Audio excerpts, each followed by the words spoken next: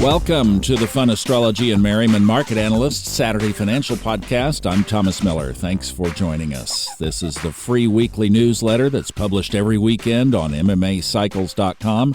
We do this podcast together on Saturdays, written, of course, by Ray Merriman, financial analyst and investor. For 49 years, he's been writing this annual forecast book. And right in the middle of writing that, we have a major presidential election. So let's jump into this week's newsletter. Of course, as mentioned, available at MMAcycles.com for free. A couple of articles from the news this week to get us started. First of all, from Peggy Noonan on November 7th. She says, "This year I felt people would be choosing a path, not a person. And I'm not sure they want to go down the blue path any deeper than they already have. I think that's what happened. Tens of millions of people who didn't like Donald Trump voted for the path he promised." Then this from before the election, October 31st, from The Economist. His campaign is proposing a second, much bigger hike in tariffs, lavish tax cuts, a labor supply shock in the form of mass deportations, and a tax on the independence of the Federal Reserve. These are all terrible ideas. Normally, if you're cutting off migrant labor, you try to get goods from outside. And if you're cutting off goods from outside, you might try to get migrant labor. If you cut off both, you almost certainly get inflation, not stagflation, says Adam Posen of the Peterson Institute for International Economics, a think tank. J.P. Morgan Chase, a bank, has estimated that a tariff hike, half the size of that of which Mr. Trump is advocating, would knock 1/3 to 0.5% off GDP growth in its first year, and increase inflation by 1.5 to 2 percentage points, end quote. Now, Ray's comments for this week passed. He says it was all about the election last week. The U.S. stock market and Bitcoin loved it, and both soared to new all-time highs. Other world stock markets didn't respond so favorably, which is understandable given Trump's campaign promise of higher tariffs and prospects of another trade war. Precious metals also fell following the election. Gold lost over $100 within 48 hours of the election. Silver dropped briefly below $31 after reaching a multi-year high of over $35 just 2 weeks ago. It was a wild week, but it wasn't as violent as feared, with Mars in opposition to Pluto, which formed a grand square to Joe Biden's natal moon and Kamala Harris's natal Mercury, her ruling planet. More on that in the next section. The election results were also known much more quickly than most expected, perhaps related to the efficient Sun-Saturn trine with the moon in Saturn's ruling sign of Capricorn. Election officials seemed much more prepared and organized than in 2020. And now, the short-term geocosmics. Here's another quote from Daniel Henninger, How the Democrats Lost It, from the November 6th Wall Street Journal. In the election's final weeks, he says, virtually all the opinion polls showed Mr. Trump and Kamala Harris in a statistical tie in the 7 swing states. It was an admittedly striking result, and the question became, are the polls missing something? Indeed, they did. They missed the public's loss of belief that the Democratic Party represents its interests. And then a quote from Twitter from Kathy Rose, astrologer, November 8th, 2024. She said, "I had to mention to some astrologer friends, don't underestimate transiting Jupiter on Trump's Sun node. And all I kept hearing back is that Jupiter in Gemini is in detriment and won't help, won't get him elected." Well, it did. Jupiter energy prevails no matter what the sign, in my humble opinion. Now, Ray's thoughts. For this week, we find some sobering geocosmic signatures arising. First, Venus will leave the expansive and optimistic sign of Sagittarius for the more skeptical and prove-it-to-me sign of Capricorn. Venus, money, and love won't settle for promises now. It wants to see deliverables on those promises.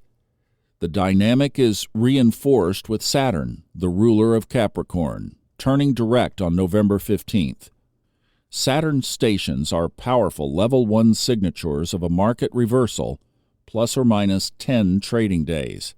The potential for a reversal increases more within just 4 trading days when the Sun enters into opposition with Uranus on November 17th. Kathy Rose, who was previously quoted, is an excellent, down-to-earth, practical astrologer. She does her homework and takes consulting very seriously. I pay attention when she makes a forecast. She follows basic modern-day astrological methods of analysis and not the complicated calculations that seem to bog down many astrologers today in trying to make an accurate, coherent prediction. In the final outcome of the U.S. 2024 presidential election, basic astrological analysis of the two candidates' charts worked just fine. Trump won by 2 degrees, which was the distance between transiting Jupiter to his natal sun at 22 degrees Gemini versus the 4 degrees separation of transiting Jupiter to the ascendant at 24 degrees Gemini in the chart of Kamala Harris. Additionally, Jupiter was conjunct Trump's natal lunar north node, and Uranus, too, and all are in a favorable trine to his natal Jupiter. However, there was yet another layer of astrological analysis that applies here, and that is the fact that the Sun is also Donald Trump's ruling planet. He has Leo rising, and the Sun is ruler of Leo. Ms. Harris, on the other hand, has Mercury as her ruling planet. Mercury rules Gemini, her ascendant. When we scale down to her natal Mercury, we see that it is 1 degree Scorpio, exactly opposite President Biden's natal moon at 1 degree Taurus. This early degree of Scorpio and Taurus was besieged by the Mars-Pluto opposition on the Leo-Aquarius axis, a grand square, last week. In other words, her ruling planet was in a hard aspect to transiting Pluto, a planet of rejection, and portending to need a start over, compared to Trump, whose ruling planet was being conjoined by Jupiter, a planet of good fortune and luck. As we have written on several occasions, no one escapes unscathed under a Pluto transit. Trump had the experience of a hard Pluto aspect to his natal Venus and Saturn during the 2020 election. Now, the longer-term thoughts. From Tina Turner, 1984, What's Love Got to Do with It? Written by Graham Lyle and Terry Britton. What's love got to do with it? Got to do with it. What's love but a second-hand emotion? What's love got to do with it? Got to do with it. Who needs a heart when a heart can be broken? And from Newsweek, November 8th, Lydia Patrick says, in the wake of Donald Trump's victory, American women are joining the 4B movement and abstaining from romantic relationships with men. Ray's thoughts? Really? Like abstaining from sex is really going to punish men who mostly voted for Donald Trump? Doesn't that actually support the perception that progressives have of Republicans' views on sexual activity? And what does politics have to do with sex? What's love got to do with it?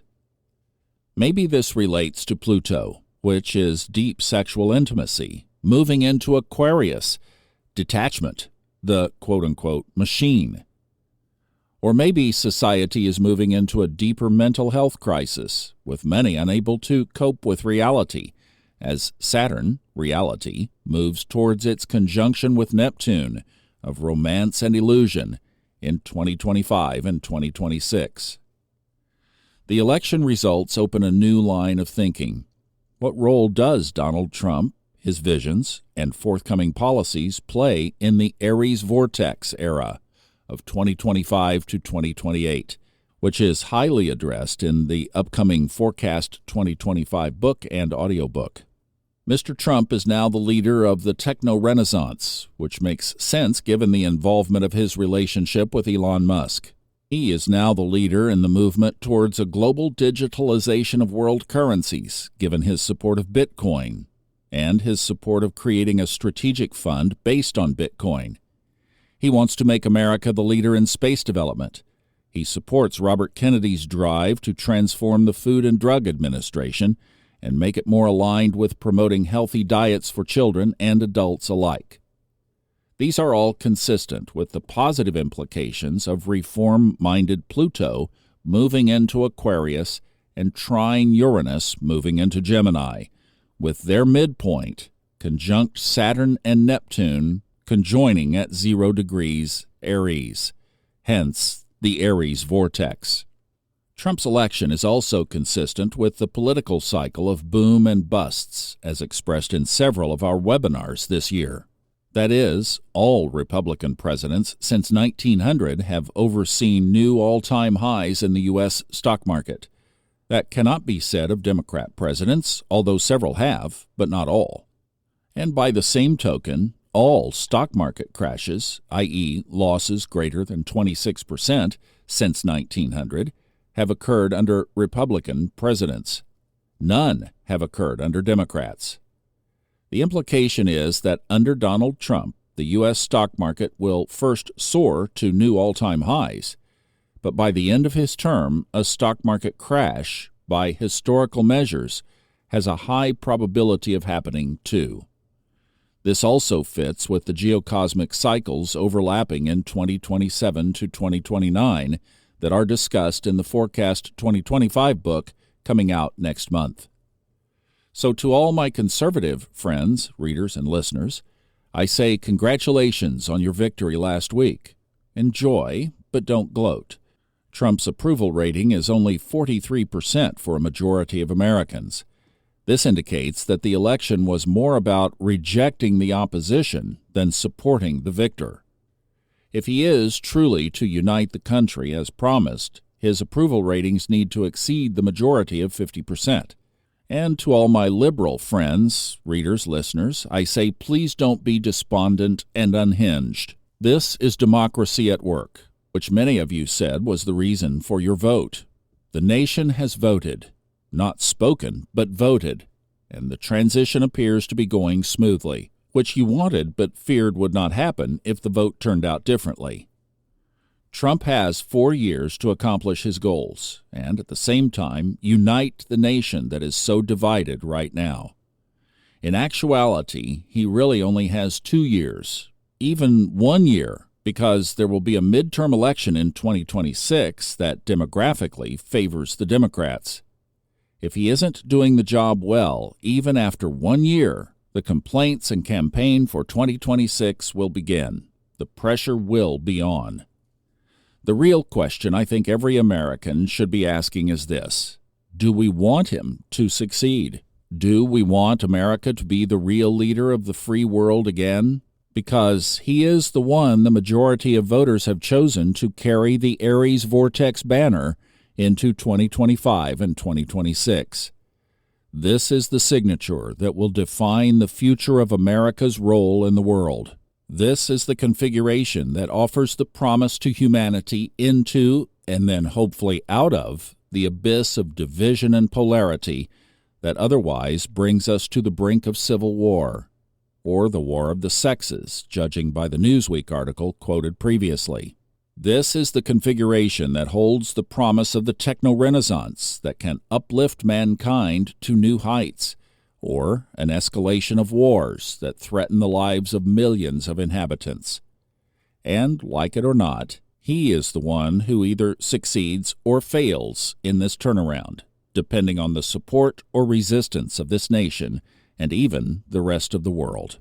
And that completes this week's newsletter, Thoughts from Ray. As previously mentioned, the Forecast 2025 book and audiobook are set to be completed by December 15th. Check out MMAcycles.com for ordering information, and the audiobook will also be on HighTimelineBooks.com. And I haven't been doing this much on Saturdays, but I'd like to throw a personal tag on this as well. After having a few days to think about it, what I'm seeing is the possibility of something that a lot of people have been hoping for, forecasting, predicting, wishing, however you want to describe it, a spiritual renaissance as well. Something happened last week. What Ray put together here is excellent for describing the political and geocosmic interpretation of what took place. And we don't know yet, but could it be that this may also lead to some spiritual renewal in this country? Something that many of us have been anticipating, hoping, praying, channeling, seeing, however you want to call it. Think of Dolores Cannon, seeing visions of things that don't exist today.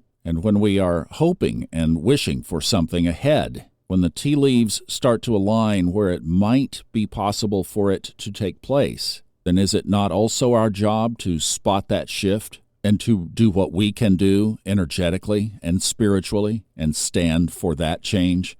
Because it seems to me that without that, all of this is just rote politics. And like Ray said, it has a 50-50 chance. There's been a lot of noise around this election. Now, those of us who are spiritual need to quiet our hearts and our minds and start to do our inner work to create and bring that kind of world to existence. That makes this a matter of reading energy, not just reading about politics. And to me, that shifts it to wonderful higher ground. I'll be back for Level Up on our Fun Astrology YouTube channel and back with a full week of podcasts ahead next week. Thanks for listening.